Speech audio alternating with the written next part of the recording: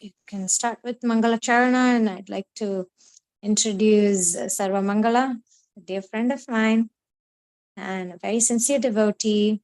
She is a very curious soul who she always has the right questions and the perfect answers. And she's His Holiness Bhakti Marg Maharaj disciple. And she is in charge of the Vaishnavi. She is working as the caretaker for Vaishnavi ministry, or is it part of Canada, Sarva Mangala? It's a Vaishnavi representative for the ISKCON Calgary Temple. Calgary Temple. Yeah, I represent And the Vaishnavis for ISKCON Calgary, yeah. So she is a leader and she empowers Vaishnavis. And today we are very fortunate to hear from her presentation on the deliverance of Nalakuvara and Manigriva. And so you can start with Mangala Charana. Over to you, Sarva Mangala. Okay, thank you. Thank you.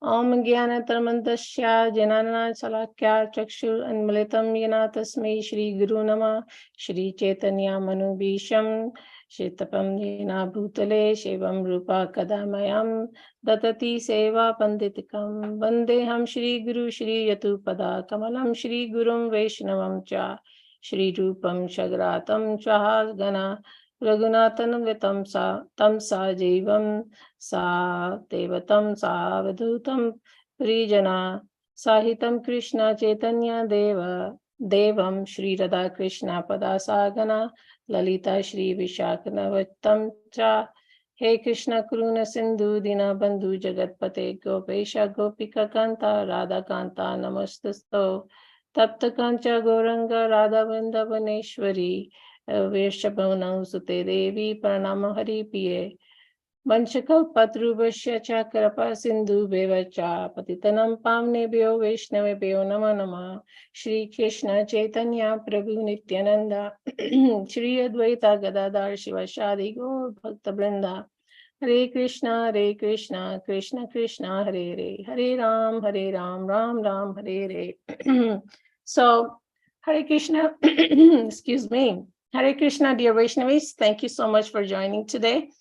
First of all, I would like to thank Shri Radha Govinda Devi Dasi for the introduction and so much for giving me the opportunity to serve you all today. This is such a wonderful workshop she has created by the order of our Guru Maharaj for us to learn and gain wisdom amongst each other during this auspicious Purushottam month. So my humble request to please forgive me for any mistakes I make during my lecture today. I'm not qualified for it, and I ask for the blessing of our gurus and Gauranga who are so merciful to us. We definitely cannot progress on this path without them. I just want to point out my internet connection has been a little bad lately, so just in case if I do get disconnected, but I will log back on, not to worry. So today's topic is the deliverance of Nalakuvara and Manigriva, breaking the twin Arjuna trees, and the anarthas they represent. Arrogant, which is arrogant pride from puffed up aristocracy rooted in madness for wealth. So who were Nalakuvara and Manigriva? Most of you here probably have heard of them, but still let me share some history on them. So in Bhagavatam, Canto 10, Chapter 10, Verse 1, Parikshit Maharaj has inquired about them from Sukadev Goswami as to what abominable act these two brothers did when great sage Narada Muni got angry at them and cursed them. So Nalakuvara and Manigriva were the demigod sons of the treasurer king named Kuvera. By the grace of Lord Shiva, Kuvera's material opulences had no limit. So these two brothers were very proud of themselves, having association with Lord Shiva, and they were so puffed up in their wealth. They would get intoxicated and roam around with women in the garden or naked in the Mandakini river. As you can see in the picture, it's showing them in the river. So while they were enjoying with the girls, one day by chance, Narad Muni happened to show up there. The girls present there got ashamed and covered themselves, but the two brothers didn't. I don't know, my throat is really dry today. They didn't like Narad Muniji's presence. They were so intoxicated that they weren't aware of their situation, that they were naked in front of a saintly person, a rishi, Narad Muni. They didn't care. Seeing them in this state, Narad Muni could understand their situation, where this behavior is coming from. That attraction of riches bewilders one's intelligence. Being born in an aristocratic family, one is puffed up by wealth. The result is that one engages in his wealth in enjoying wine, women, and gambling. Now, on the other hand, if you look at it, a poverty-stricken person would not do that. Why? Because he knows the pain of living daily, fighting to have food for belly or shelter over his head. And therefore, they automatically go under austerities and penances, thus their false prestige is vanquished. And they have to be satisfied what is obtained by the mercy of the providence. Now, these austerities are good because they purify the person and completely frees the person from false ego. A poverty-stricken person who has to fight daily for the necessities will gradually go weaker and weaker. Having no extra potency, his senses are automatically pacified. Therefore, he's unable to perform harmful, envious activities. In other words, such a man automatically gains the results of austerities and penances adopted voluntarily by a saintly person. And saintly person freely associate with the poverty-stricken person those that are rich. So by association with saintly persons, the poverty-stricken person becomes uninterested in material desires. And the dirty things within the core of the heart are cleansed away. We know that saintly person think of Krishna 24 hours a day. They have no other interest than that. And they don't associate with non-devotees who are puffed up in material desires and wealth. So Narad Muni says, therefore, since these two persons, drunk with the liquor named Varuni and Madhvi, are and unable to control their senses, have been blinded by the pride of celestial opulence and have become attached to women, I shall relieve them of their false prestige. Because of false prestige and madness after drinking liquor, they're so fallen that they're naked, but cannot understand that they are. Therefore, because they're living like trees, for trees are naked but are not conscious, these two young men should receive the bodies of trees. This will be proper punishment.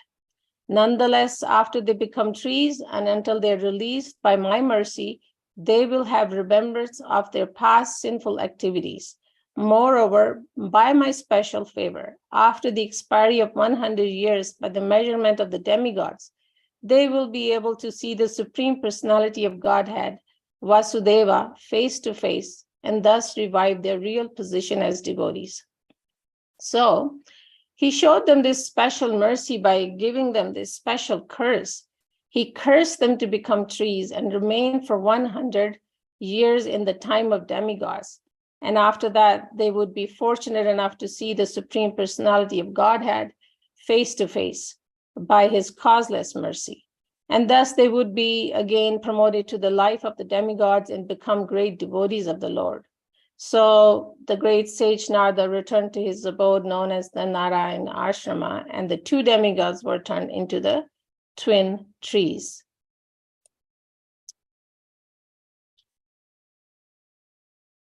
So now in Damodar Leela, we know child Krishna was bound up to the wooden mortar by Mother Yashoda for being naughty. But then again, anything the Lord does always has a purpose. He's the cause of all causes. Nothing happened without its will. He actually knew that Narada was his great devotee and that the twin Arjuna trees standing before him were actually the sons of Kuvera. He thought, I must now fulfill the words of my great devotee Narada. So he began to proceed toward the twin trees in order to fulfill the prophecy of his great devotee Narada. He went through the passage between the two trees. Although he was able to pass through the passage, but the large wooden mortar got stuck horizontally between the trees. So taking advantage of this, with great strength, Lord Krishna began to pull the rope, which was tied to the mortar. As soon as he pulled, the two trees, with all their branches and limbs, fell down with a great sound. And out of the broken fallen trees came two great personalities, shining like blazing fire. All sides became illuminated and beautiful by their presence. The two purified personalities immediately came before child Krishna and bowed down to offer their respect and prayers to the Lord. They prayed, henceforward, may all our words describe your pastimes. May our ears engage in oral reception of your glories. May our hands, legs, and other senses engage in action and actions pleasing to you. May our minds always think of your lotus feet. May our heads offer obeisances to everything within this world, because all the things are also your different forms. And may your eyes see the forms of Vaishnavas, who are non-different from you. So all the limbs and senses they were using for their own sense gratification, now they were praying that they want all their senses to be served in the service of the Lord. So Lord Krishna replied to them, the great Saint Narada Muni is very merciful. By his curse, he showed the greatest favor for both of you, who were mad after material opulence, who had thus become blind. Although you fell from the higher planets, Svargaloka, and became trees, you were most favored by him. I knew all of these incidents from the very beginning. When one is face to face with the sun, there is no longer darkness for one's eyes. Similarly, when one is face to face with a sadhu, a devotee who's fully determined and surrendered to the Supreme Personality of Godhead, one will no longer be subject to material bondage. Since you desire to be always absorbed in my devotional service, your desire to develop love and affection for me will be fulfilled. And now you will never fall from that platform. So see the mercy of the Saint Narada Muni. Though he cursed them, yet he cursed them in a way they will see the Lord and be liberated and become devotees of the Lord. So if we look at another opposite example of a devotee of the Lord in our Vedas, who use wealth in the service of the Lord, is the Pandavas. Now, Pandavas, they conquered kingdoms all around the corners of the world. They were wealthy. They had Lord Krishna with them. They kept Krishna as the center of their lives. They didn't use their wealth for sense gratification. Arjuna is known as the Dhananjaya, winner of wealth, and he uses efforts for earning wealth for doing Rajasuya Yajna to glorify Krishna. Excuse me, I'm just gonna.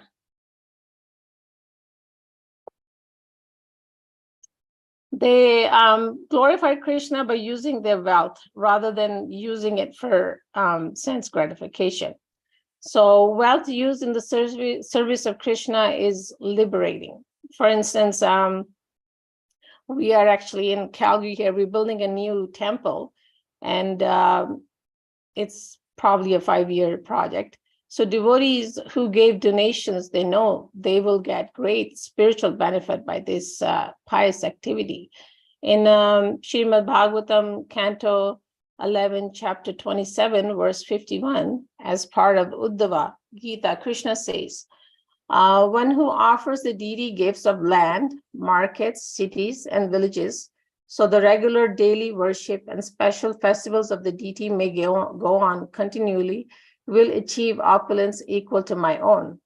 And the next verse mentioned confirms it. By installing the deity of the Lord, one becomes king of the entire earth. By building a temple for the Lord, one becomes ruler of the 3 planets. By worshiping and serving the deity, one goes to the planet of the Lord Brahma. And by performing all 3 of these activities, one achieves a transcendental form like mine. I would like to give a few more examples for my session here, and others are Maharaj Pratap Rudra. Actually, I gotta go back. Now, King Pratap was a very wealthy, independent king with considerable power. Though he was a king, but yet he was a humble and a kind person to the devotees. He respected devotees a lot and gave his service as much as he can. He had the desire to meet Lord Chaitanya Mahaprabhu, who is, we know, is a combination or combined form of Radha and Krishna. But Lord Chaitanya Mahaprabhu had taken sannyas. And like I said, saintly persons don't associate with wealthy, rich people. So Chaitanya Mahaprabhu refused. But when Chaitanya Mahaprabhu found out how he helped devotees and saw his devotion and humility, he agreed to meet him. The king, being so wealthy, was able to see the Lord face to face. He used his wealth in the service of the Lord without any material desire or for his own sense gratification. If I may add that, there's a legend that when Mahaprabhu left Puri for Vrindavan, Patrabrudra king felt such separation that he had a murti of the Lord made. He assigned 54 Brahmins to the service of the deity, as well as giving a large tract of land for its maintenance. In the royal palace of Puri, deities of Gora Nityananda and Gora Gadadara are worshipped alongside numerous other images. We also have Raghunath Dasa Goswami, which is one of the 6 Goswamis who helped Chaitanya Mahaprabhu in his Leela over 500 years ago in West Bengal. Raghunath Das Goswami was from a very wealthy aristocratic family, yet he let go of his wealth for his own use. He devoted his life helping Mahaprabhu in spreading the love of Godhead. Service he has done so immensely and with a full dedicated heart. There's no self-indulgence there.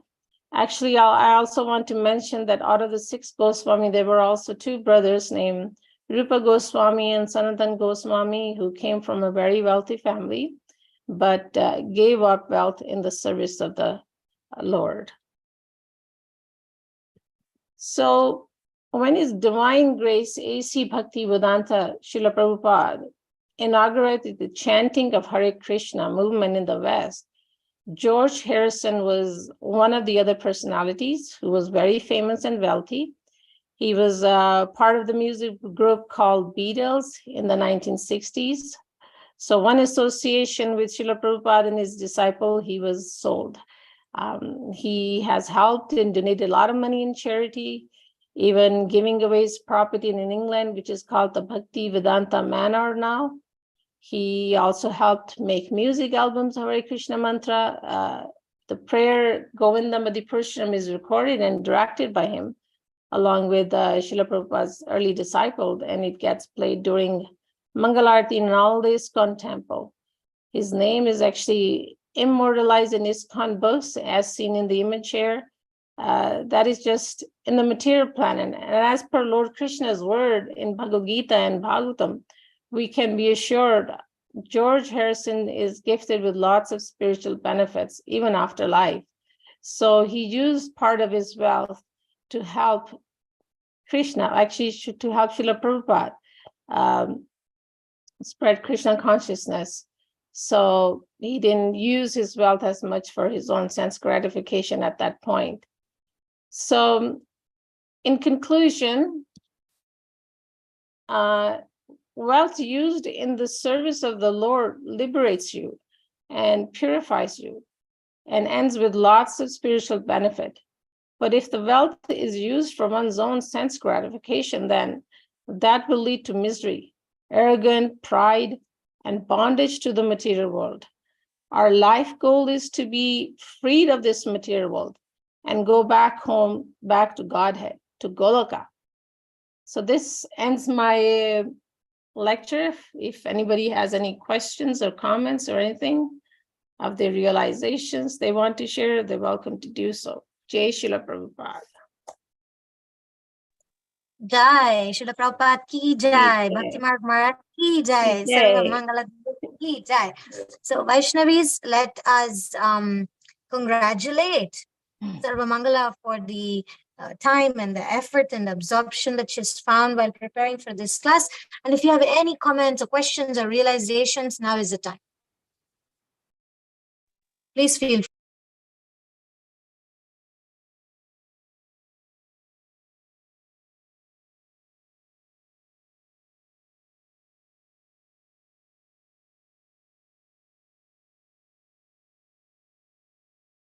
So material desires really bound you to the material world.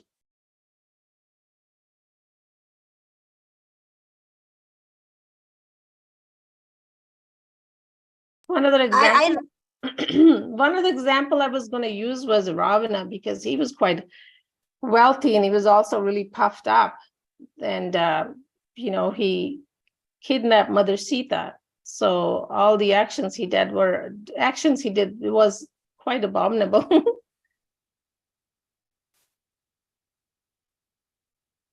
My husband is going to kill me. This newest chadar. Okay. I wanted to say that I like this point about when wealth is used in the service of the Lord, it liberates us. Whereas when we use it for sense gratification, it binds us. And so I was just thinking, personally, I was just thinking about, as I'm making garlands, it's not only about like the ribbons and the beads and parrots that I purchased to put in the garlands. I could be looking for shoes and clothes for myself on Amazon, and instead I was looking for this thing. But it reminded me how even the effort, right? I could do something else, but then, doing that engages me, absorbs my consciousness in doing something for the Lord. And it itself is liberating. It's not like I have to wait till the end of my life to feel some awesome feeling. It's like already the process of being engaged in service itself is so liberating. So I really wanted to thank you for that point. Yes. And maybe you want to add something to that. Yes, very true. And association of the devotees or saintly persons also help you to advance.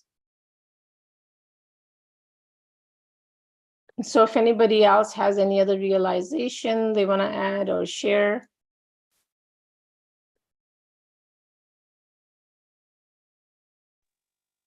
Hare Krishna, everybody. Krishna. Hare Krishna. Tulsi Mataji, Hare Krishna. Thank you so much, Mataji, for a wonderful lecture. I really enjoyed hearing it. The thing I really realized was when Brahmaji had kidnapped all the cowherd boys and men, he was only gone for a minute or so, and it was a year in the earth time. But now Kubera and Manaji got the curse for 100 demigod years, right? So that must have been like thousands of years on earth, right? Yes. Tulsi Devi, can you speak a little louder? Sorry, Mataji. Yeah. I'm having a hard time hearing too, so. Which point were you able to hear? You said that when the Lord Brahma took the cowherd boys, they were gone for about a year, but then Nalakuvara and Manigriva were gone 100 years of demigods, and that's like thousands of years on this planet Earth. Yes. So my point was that they had to do a lot of austerity in order to, pay back the sin of offending a great devotee. So on earth, I guess we have to be very careful that we don't offend any Vaishnavas, because the Vaishnava aparad is so great. Yes. Yes, true. Thank you. Yeah, Vaishnava aparad is even the 10 steps of chanting, the offenses of the chanting of the holy name is the first one, is specifying the devotees of the Lord who dedicated the life of chanting the holy name. So yes, we have to be very careful that we don't offend the devotees of the Lord. That's been repeated and shown in a lot of scriptures. There are a lot of examples in our Vedas too, that what happens if you defend a devotee. So we have to be very mindful of it, especially also for the devotees or initiated devotees or second initiated devotees. We have to be very careful. So thank you so much.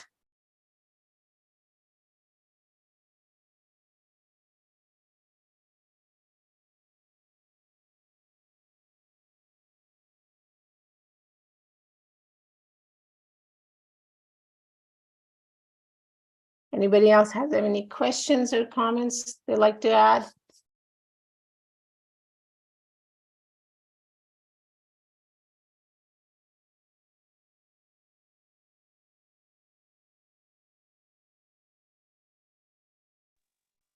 Or you can just share what points that Sarva Mangala made inspired you, or which of those points did you like the most?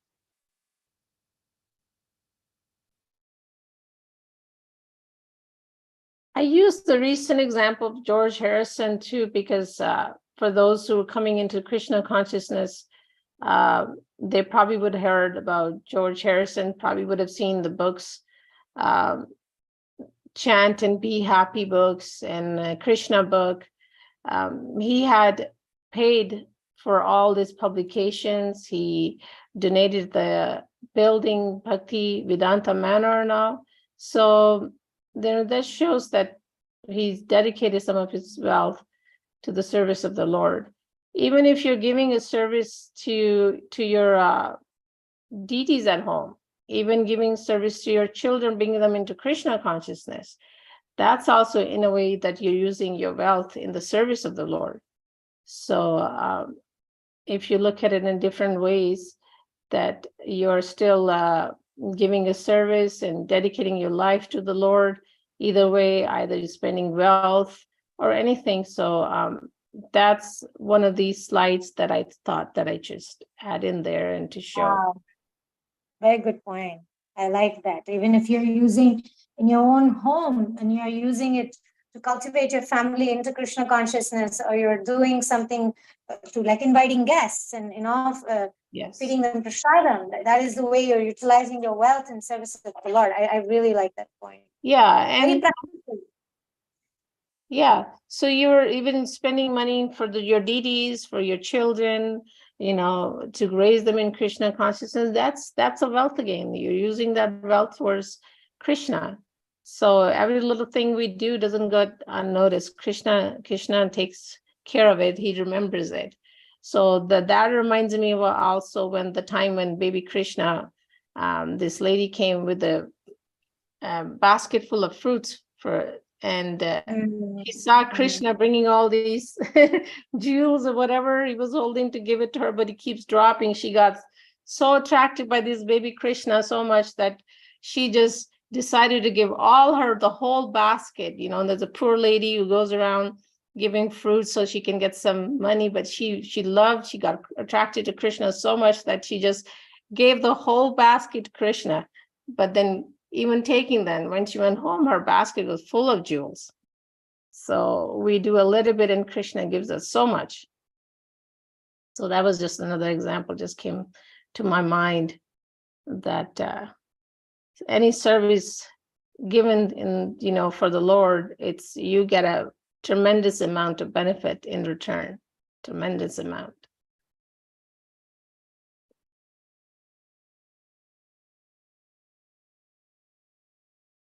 So Shri Radha, doesn't seem like anybody else has any questions or inputs. Would you like to, should we end the session today or?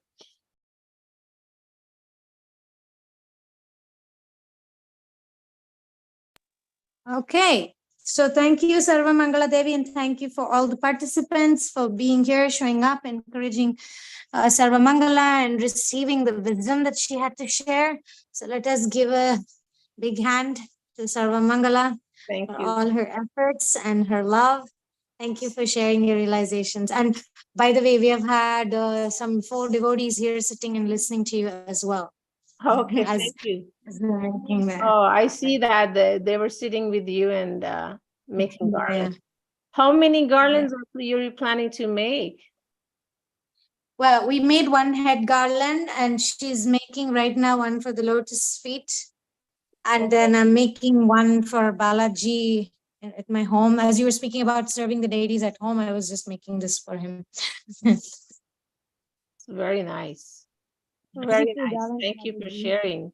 Yeah, it's nighttime for you guys. It's daytime for us. So we're going to carry Thank you. on their daily activities. And I just want to thank everybody and thank Shri Radha and everybody for joining us today. So, Jai Srila Prabhupada. Have a good day, Jai. everyone.